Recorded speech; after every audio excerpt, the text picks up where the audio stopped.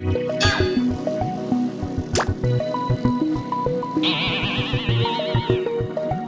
far, I've only talked about the positive sides of AI, but AI developments have also been a source of controversy.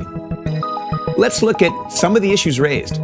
One of the greatest fears is that AI could be used in unethical ways to identify and discriminate against people on the basis of race, age, or religion.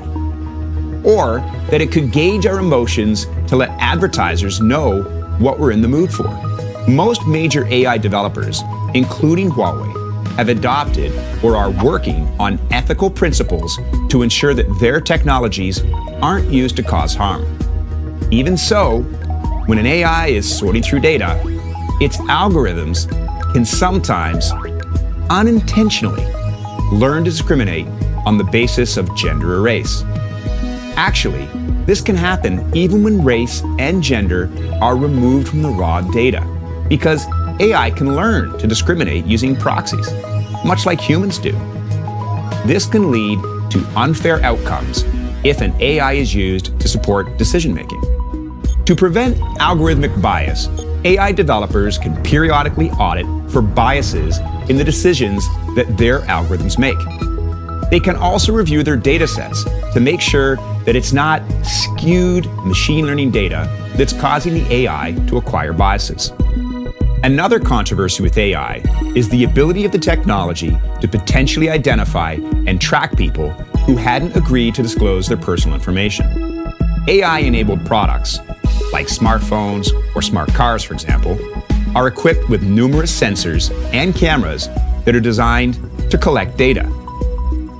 Even when the information is collated anonymously, an AI fed with enough data can sometimes de-anonymize users. It could possibly figure out personal details like gender, age, religion, or tastes that users hadn't agreed to disclose. ICT companies like Huawei are taking measures to respect user privacy.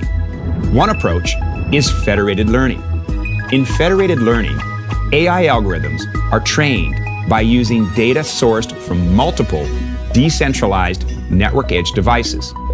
This approach contrasts with centralized machine learning, where all data sets are uploaded to a main training server. By limiting the quantity of data put together, federated learning reduces the likelihood of de-anonymization. Seeing is believing, right? Or is it? A type of AI called Generative Adversarial Network, or GAN, enables machines to perform better at image analytics or image translation. In medicine, it helps to detect tumors, or it can convert satellite photos into maps. But GAN is also being used to create extremely realistic deep fakes. Video sharing platforms like YouTube already have several videos of famous figures like Obama or Tom Cruise saying or doing things that they never actually said or did. Deep fakes can be very entertaining, but obviously they can also be misused for ill intent. Another concern is that AI might take over people's jobs. It's an understandable concern, but most AI experts believe that the fear is overblown. Humans have always been looking for ways to be more productive.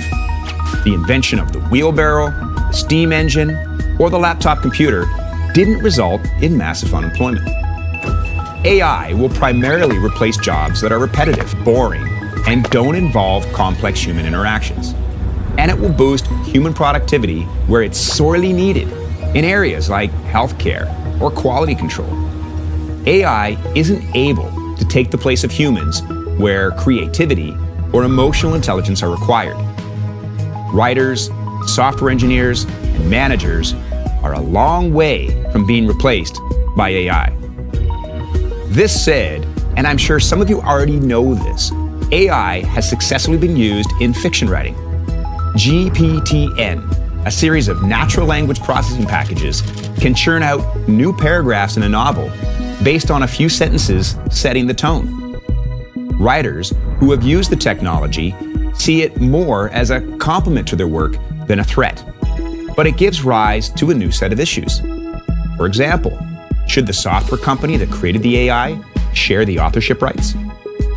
As you can see from the controversies I just described, the challenges in future AI developments aren't always technological. They're also legal and ethical. And we also need to accept, as societies, that AI in the future will perform some jobs that are now done by humans. In many deployment scenarios, it's already happening. That's it for this part. In our next and last episode, we'll look at the future prospects for AI development.